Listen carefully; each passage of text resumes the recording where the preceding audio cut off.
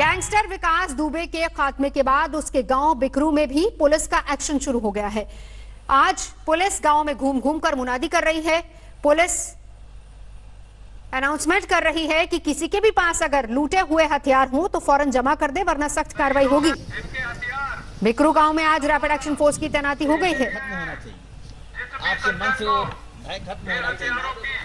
सभी क्षेत्रवासियों को सूचित किया जाता है। अरे भाई सामने से खड़े हो जाओगे। 2-3 जुलाई 2020 की घटना जिसमें पुलिसकर्मी शहीद हो गए, जिनके हथियार बदमाशों द्वारा छीन लिए गए हैं। जिस भी सज्जन को इन हथियारों की सूचना, हथियार कहाँ रखे गए हैं या किसके पास है, वो 24 घंटे के अंदर पुलिस को सूचित कर दें, अन्यथा 24 घंटे के बाद विधिक कार्रवाई की जाएगी। सभी क्षेत्रवासियों तो हम लोग कर रहे हैं, ये आपके लिए कर रहे हैं।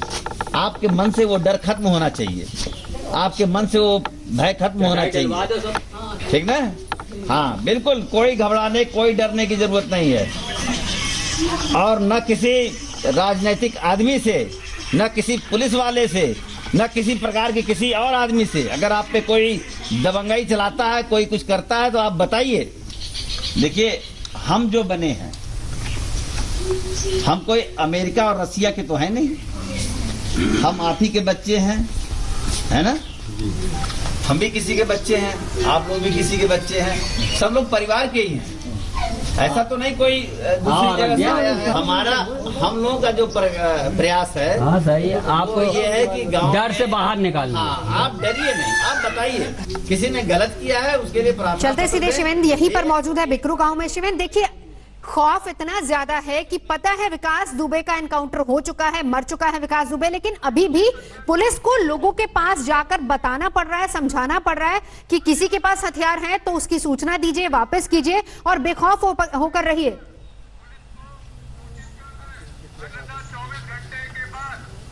बिल्कुल, देखिए नवजोत, यहाँ पर यही माहौल था क्योंकि विकास दुबे के अलावा यहाँ पर पुलिस की भी नहीं चलती थी। और ये कई गाँव वालों ने बताया, जब तक विकास दुबे जिंदा था तब तक गांव का कोई भी एक शख्स लौट करके नहीं आया। काफ़ी दिन से लोग घर खुले छोड़ चले गए थे और अब धीरे धीरे लोग आना शुरू किए हैं। और उसके बाद जो पुलिस के आला अधिकारी हैं वो लोग समझा रहे हैं लगातार लोगों को। आप देख सकते हैं यहाँ पर जो रैपिड एक्शन फोर्स के लोग हैं और जो पुलिस के अधिकारी हैं वो अभी भी गाँव में घूम करके लोगों को समझाने बताने का काम कर रहे हैं, जिससे कि लोगों के अंदर का डर खत्म हो जाए। और इसी के साथ साथ ये यहाँ पर जो स्थिति है सामान्य करने की कोशिश की जा रही है। और ये भी कहा जा रहा है कि कोशिश ये की जा रही है कि जो खोए हुए हथियार और तमाम चीज़ें हैं वो वापस मिल सकें। मैं कोशिश करूंगा कि एक बार अधिकारियों से बात भी कर लें। सर, 1 मिनट आपसे बात हो सकती है? वो यहाँ पर सीओ साहब हैं जो कि आए हुए हैं, उनसे बात भी करने की कोशिश करते हैं जिससे पता चल सके कि क्या माहौल है यहाँ पर और इस माहौल को किस तरह से ठीक करने की कोशिश हो रही है। ये यहाँ पर सर्किल ऑफिसर हैं जो इस वक्त तैनात हैं यहाँ पर, उनसे बात करने की कोशिश करते हैं। त्रिपुरारी पांडे जी, सर ये बताइए, जिस तरह से लोगों को समझाया जा रहा है, क्या कुछ लोगों का खौफ और डर कम हो रहा है? बिल्कुल, आप देखे होंगे बहुत से लोगों का डर और खौफ कम हो चुका है, क्योंकि वो भी जो है जन सामान्य आदमी, हर आदमी जीना चाहता है। और कुछ समस्याएं इनकी थी जिनको कि तत्काल दूर किया जा रहा है और यह प्रयास निरंतर चला रहेगा ताकि इस गांव के किसी की भी कोई समस्या हो उसका समाधान कर दिया जाए। साथ में राजस्व टीम भी बुलाई जाएगी और राजस्व टीम और पुलिस दोनों मिल करके जो थाना दिवस और तहसील दिवस माननीय मुख्यमंत्री जी द्वारा बनाया गया है, उनमें सबका निस्तारण किया जाएगा। गांव के लोगों ने यह भी कहा कि विकास दुबे का खौफ इतना था कि शिकायत लेके थाने जाते नहीं थे, या जाते थे तो पुलिस उनकी सुनती नहीं थी। हाँ, इस तरह की शिकायत इन लोगों ने किया है, परंतु इनको मेरे द्वारा अवगत कराया गया कि अगर नहीं मानते हैं तो फिर आप जो है उच्च अधिकारियों को इसके संबंध में अवगत कराइए। जो भी इस तरह का कृत्य करेगा उसके विरुद्ध कार्रवाई की जाएगी। हथियारों के लिए भी सूचना दी गई है, क्या हथियार किसी ने कोई जानकारी दी? फिर अब उसके लिए प्रयास हम लोग कर रहे हैं, वो थोड़ी सी हमारी गोपनीय बातें हैं, जल्दी हम लोग बरामद कर लेंगे। तो ये नवजोत यहाँ के सीओ हैं जो कि थाने के तरफ से आए हुए हैं और यहाँ पर बता रहे हैं कि किस तरह से लोगों में जो खौफ था उसको कम करने की कोशिश की जा रही है। और साथ ही साथ ये भी कोशिश है कि नजर आप बनाए रखिए, बिल्कुल नजर आप बनाए रखिए। गैंगस्टर विकास दुबे तो खत्म हो गया, लेकिन उसके काले साम्राज्य पर नकेल अब कसी जा रही है। ईडी ने विकास दुबे के एनकाउंटर के बाद उसके और उससे जुड़े लोगों की संपत्ति की जांच शुरू कर दी है। सूत्रों के हवाले से जो खबर मिल पा रही वो ये है कि विकास की संपत्ति लखनऊ से लेकर दुबई और थाईलैंड तक फैली हुई थी। और ये भी कहा जा रहा है कि नोटबंदी के पहले विकास दुबे 6 करोड़ से ज्यादा की नकदी को 2% के ब्याज पर चलाया करता था। और विकास दुबे की पत्नी से नेताओं व्यापारियों से संबंधों को लेकर भी पूछताछ हुई है। ईडी ने यूपी पुलिस से विकास दुबे, उसके परिवार के सदस्यों और सहयोगियों का हिसाब किताब मांगा है। विकास दुबे मारा जा चुका है, लेकिन उसके संबंध सिर्फ अपराध तक सीमित नहीं थे, बल्कि उसके संबंध व्यापार में भी बहुत ज्यादा थे। उसने अकूत संपत्ति भी बना रखी थी। हम इस वक्त लखनऊ में हैं और लखनऊ के कृष्णा नगर में ये विकास दुबे का मकान है। इसके अलावा एक और ऐसा ही बड़ा मकान लखनऊ में विकास दुबे का है। इसी इलाके में उसके भाई की भी बड़ी संपत्ति है। कहा यह जा रहा है कि बड़े बड़े मकानों के अलावा लखनऊ में उसकी अचल प्रॉपर्टी भी है, यानी कई जमीनें भी हैं। इसके अलावा विकास दुबे के कानपुर में बहुत ही व्यापारिक संबंध रहे हैं लोगों से और बहुत ज्यादा उसने पैसे बनाए हैं। अपने पैसे को लेकर के वो विदेशों तक में इन्वेस्ट करता रहा है।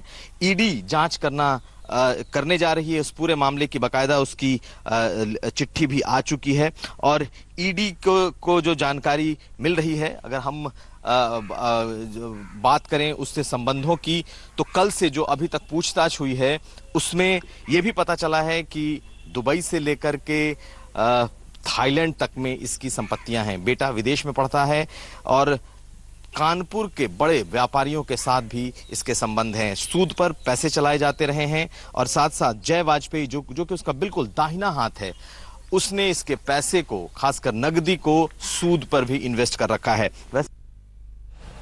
कानपुर के गैंगस्टर विकास दुबे पर मध्य प्रदेश में सियासत गर्मा गई है। विकास दुबे महाकाल मंदिर में दिखा। अब कांग्रेस ने गंगा जल छिड़ककर मंदिर का शुद्धिकरण किया है। पूर्व मंत्री सज्जन सिंह वर्मा और कांग्रेस के दूसरे नेताओं ने मंदिर के गेट पर गंगा जल का छिड़काव किया और इसी मंदिर में विकास दुबे गया था और वहीं से उसको गिरफ्तार किया गया था। विकास दुबे के एनकाउंटर के बाद एक तरफ जहां उत्तर प्रदेश में इस पर जमकर राजनीति हो रही है, तो विकास दुबे के मध्य प्रदेश के उज्जैन से गिरफ्तारी के बाद अब राजनीति यहां पर भी शुरू हो चुकी है। उज्जैन के महाकाल मंदिर के बाहर कांग्रेस के तमाम नेता जुटे हैं, जिसमें पूर्व मंत्री सज्जन वर्मा भी शामिल है और अब विकास दुबे महाकाल मंदिर पहुंचा था, उसके लिए यहां पे गंगा जल का छिड़काव कर अब कांग्रेस अपना विरोध जो है वो जता रही है। ये आप तस्वीरों में देख सकते हैं, पूर्व मंत्री सज्जन सिंह वर्मा और उसके साथ ही कांग्रेस के अनंत विधायक जो है वो यहाँ पे मौजूद है। कांग्रेस के तमाम नेता पहुंचे हुए हैं। तो एक तरफ जहां उत्तर प्रदेश में इस पर जमकर राजनीति हो रही है विकास दुबे को लेकर के, तो वहीं मध्य प्रदेश में भी राजनीति कम नहीं, क्योंकि कांग्रेस के तमाम नेता इस बात का आरोप लगा रहे हैं कि आखिरकार उज्जैन पुलिस क्या कर रही थी जब महाकाल मंदिर तक पहुंच गया विकास दुबे। और वहीं मध्य प्रदेश पुलिस पर भी ये आरोप कांग्रेस के कि आखिरकार जब अलर्ट होने की बात थी तो फिर कैसे अलग अलग जिलों से होता हुआ विकास दुबे उज्जैन तक पहुंच गया और उज्जैन में भी महाकाल मंदिर तक आकर के उसने तमाम लोगों से बात की और जब निजी सुरक्षा कर्मियों ने उसे पहचाना उसके बाद उसकी गिरफ्तारी हो सकी। तो कुल मिलाकर के एक तरफ जहां विकास दुबे के एनकाउंटर के साथ उसके साथ जुड़े कई राज खत्म हो चुके हैं, तो वहीं दूसरी तरफ इस पर राजनीति भी अब जमकर शुरू हो चुकी है। तो अब आपको बताते हैं विकास दुबे की कमाई का इंटरनेशनल कनेक्शन क्या है। गैंगस्टर विकास दुबे खत्म हो गया, लेकिन काले साम्राज्य पर अब नकेल कसने की तैयारी हो रही है और ईडी ने अब विकास दुबे के एनकाउंटर के बाद उसके और उससे जुड़े तमाम लोगों की संपत्ति की जांच शुरू कर दी है, क्योंकि इंटरनेशनल कनेक्शन सामने आ रहा है। न सिर्फ लखनऊ में बल्कि दुबई और थाईलैंड तक में संपत्ति का जिक्र हो रहा है। यह भी कहा जा रहा है कि अपराध के अलावा वो आर्थिक अपराध में भी शामिल था। किस तरीके से करोड़ों रुपया ब्याज पर दिया करता था, किस तरीके से लिंक्स थे उसके बड़े बड़े कारोबारियों के साथ, और उसकी भी जांच अब हो रही है। जो खबर मिल पा रही वो ये कि विकास की संपत्ति लखनऊ के अलावा दुबई और थाईलैंड में भी फैली हुई थी और ये भी कहा जा रहा है कि नोटबंदी से पहले विकास दुबे 6 करोड़ से ज्यादा की नकदी को 2% पर सूद पर चलाया करता था। उसकी पत्नी से पूछताछ हो रही है। नेताओं व्यापारियों से संबंधों को लेकर भी पूछताछ हो रही है। किसके कहां पर किस तरीके से संबंध थे, विकास ने इतना बड़ा अपराध का साम्राज्य कैसे खड़ा कर लिया, किसने उसको फंडिंग की थी, कहां कहां से पैसा आता था, इसके अलावा कहां पर पैसा इन्वेस्ट किया गया था, कौन कौन इसमें शामिल था। ये तमाम ऐसे सवाल हैं जिनको लेकर अब पूछताछ की जा रही है। कल उसकी पत्नी और पिता ने क्या कुछ कहा था वो सुनते हैं। ये बताइए, आपके पति ने गलती की थी, मानती हैं आप कि आपका पति हत्यारा था? उसके साथ सही हुआ? सही हुआ? जब जेल में था तो उसने कहा था कि चपटी छूटने के बाद हम सिर्फ तुम्हारी ही सेवा करेंगे, तो उसने सेवा भी नहीं की और दूसरे ये बवाल कर रखा कि 8 सिपाहियों को मार दिया, जो जघन्य अपराध है। हाँ, मुख्यमंत्री का ये कर्तव्य, अगर हर आदमी की रक्षा नहीं हो तो वो तो सरकार का अंग ही है।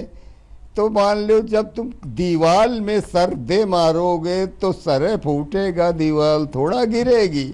इस बात को वो सोच नहीं सका। और अब एक और बड़ी खबर राजस्थान से, जहां पर सरकार गिराने की बड़ी साजिश का खुलासा हुआ है और राज्यसभा चुनाव में खरीद फरोख्त मामले की जांच में जुटी राजस्थान पुलिस की स्पेशल ऑपरेशन ग्रुप टीम को तब साजिश का पता चला जब कई संदिग्धों के फोन सर्विलांस लगाया गया था। एसओजी ने इसी सियासी साजिश में शामिल बीजेपी के 2 नेताओं को गिरफ्तार किया है। इनमें ब्यावर से बीजेपी नेता और व्यवसायी भरत मालानी और उदयपुर से राजपूत नेता अशोक सिंह शामिल हैं। एसओजी की एफआईआर में कई बड़े खुलासों का जिक्र है और इस एफआईआर के मुताबिक नया मुख्यमंत्री बनाया जाना था जो कि बीजेपी की पसंद का होगा और इसी एफआईआर में यह भी कहा गया है कि सचिन पायलट की पसंद के डिप्टी सीएम होंगे और उन्हें केंद्र में मंत्री बनाया जाएगा। और इस खुलासे के बाद राजस्थान में सियासी पारा चढ़ा हुआ है।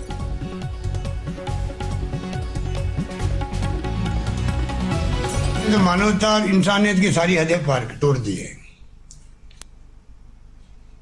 क्योंकि एक तरफ तो हम जीवन और आजीविका बचाने में लगे हुए हैं और दूसरी तरफ लोग सरकार गिराने में लगे हुए हैं। मुझे व मेरे साथियों को, मेरे मंत्रिमंडल के साथी है, विधायक हैं, कांग्रेस के नेता हैं, सबको सरकार बचाने के लिए संघर्ष करना पड़ता है।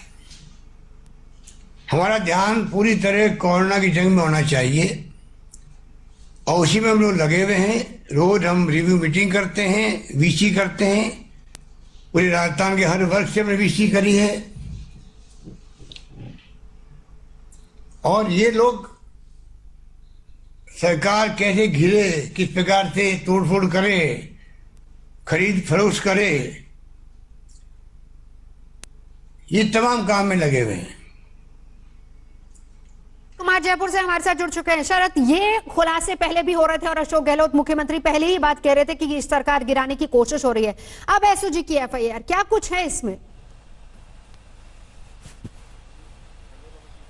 देखिए, एसओजी ने 2 लोगों को उठा लिया, बड़े छुटभैये टाइप के नेता हैं, बड़े लोअर लेवल के नेता रहे हैं और वो सरकार गिराएं ऐसी पच नहीं रही है। हालांकि अब खबर जो आ रही है कि एंटी करप्शन ब्यूरो जो है उसने भी अब मामला दर्ज कर लिया है और 3 निर्दलीय विधायक सुरेश टाक, सुखवीर सिंह और ओम प्रकाश हुड्डा को पूछताछ के लिए बुलाया है। यानी कि एसओजी के अलावा अब भ्रष्टाचार निरोधक ब्यूरो भी इसकी जांच करेगा।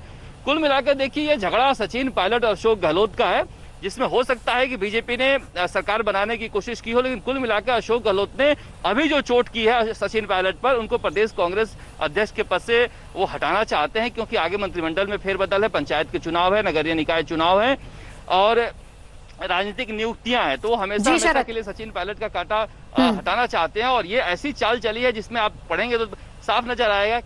बिल्कुल शरद, नजर आप बना रखे, लौटेंगे आपके पास। फिलहाल यहाँ वक्त एक ब्रेक का चला, देखते रहिए आज तक। नमस्कार, मैं हूं अंजना ओम कश्यप। हमें उम्मीद है ये वीडियो आपको पसंद आया होगा।